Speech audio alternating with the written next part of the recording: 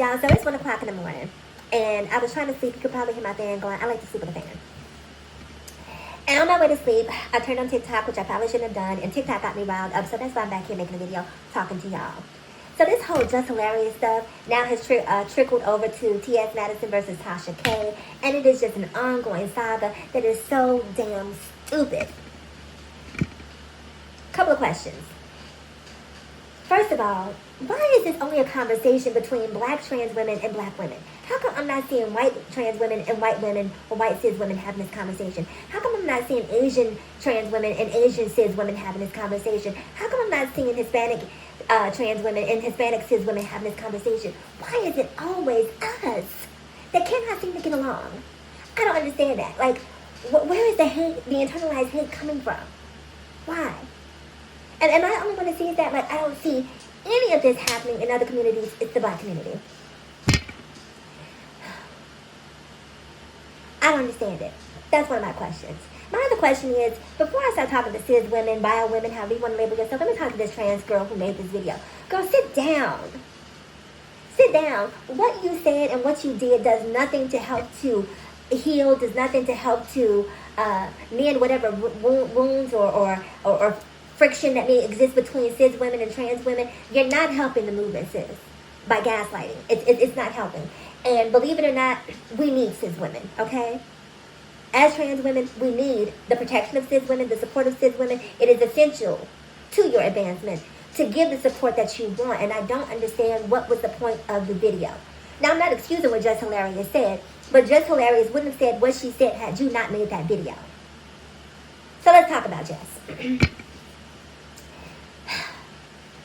You know what? I'm not going to even talk about Jess because what's the point, right? I just want to talk about everything that's happening and why are we allowing this conversation to be a distraction when there are real things happening in this world that are affecting all of us as trans women, as cis women, as biological women, as people of color. We are arguing about a period and arguing about how another person chooses to identify.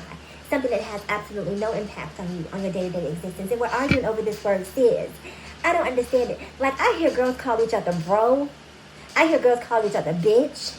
I hear girls call each other all sorts of names. You know, you're okay with being called a female dog. You're okay with being called bro. But suddenly the word cis is problematic for you. And that to me feels like selective outrage. Now, I can't tell you what to be mad at, okay? I'm on the outside looking in. But I'm telling you, from the outside looking in, it looks like you're picking and choosing what you want to be upset with, because it makes no sense to me that you're okay being called bro as a woman. Because as a trans woman, don't call me bro. But as a bio woman or a cis woman, they call each other bro. I find it weird. Or calling each other, using the N-word, you know, towards one another. N-word this, N-word that, which is a word that is completely devoid of my vocabulary. Don't use that. We don't use that word around here.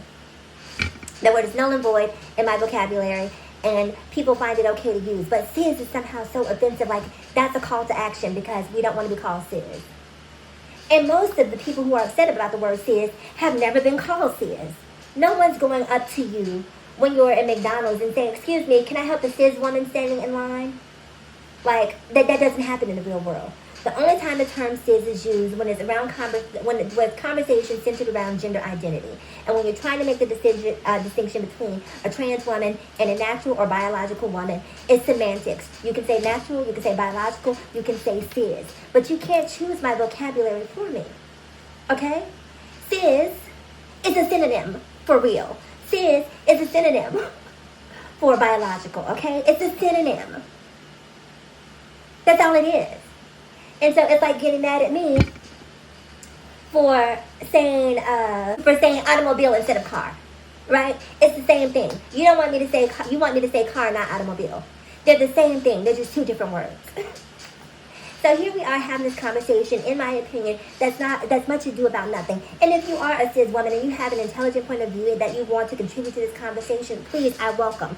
Because I don't understand it. As a trans woman, I don't understand what the big deal is, right? That's not sarcasm. That's not me being dismissive. That's me telling you I do not understand it. And if there's a point of view that you have that would help to enlighten me to see things from a different perspective, I am certainly open to that.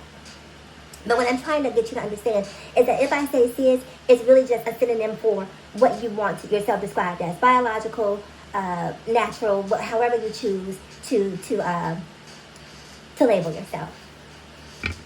So the last thing I want to say is when we're talking about respect, I want to tell you how I respect cis women, right? Because I'm very aware and I live in the truth that I am a trans woman, and I am perfectly happy with that. I have no desire to infringe on your rights. I have no desire to try to erase you. I have no desire to try to take your place. Your position is safe, okay? So this is how I respect cis women.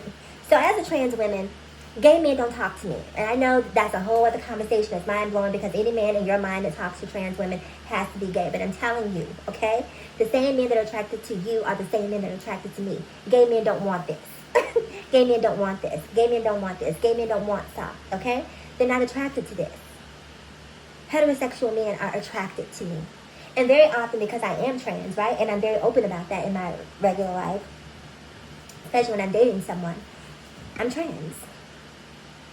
And so these men will come to me with the knowledge that I'm trans and say to me, oh, I just want to be honest with you.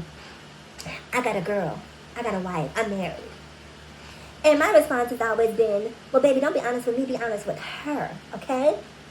And see, that's the danger in wanting someone to be beneath you, because the danger in someone being comfortable being number two is that they're comfortable being number two.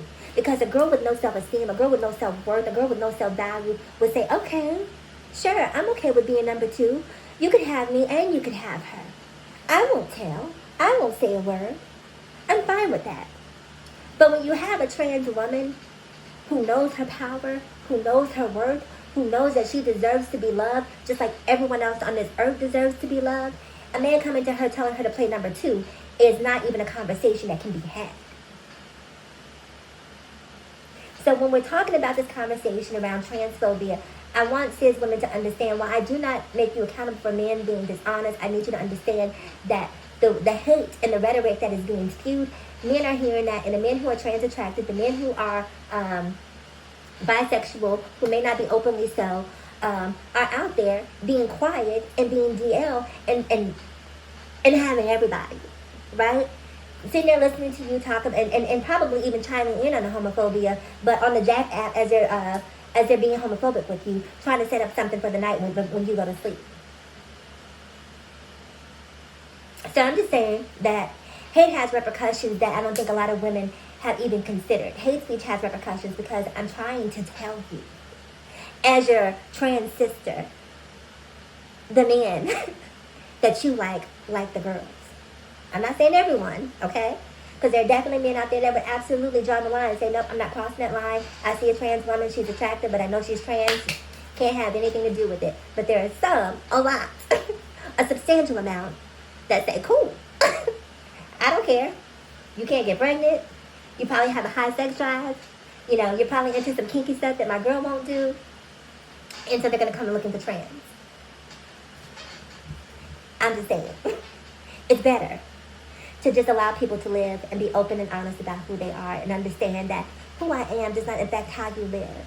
And if you don't want me to call you sis and we're having a conversation, you probably will never have to say that to me because I don't have a reason to refer to you as a cis woman, you know, in day-to-day life. Like, hey, cis neighbor.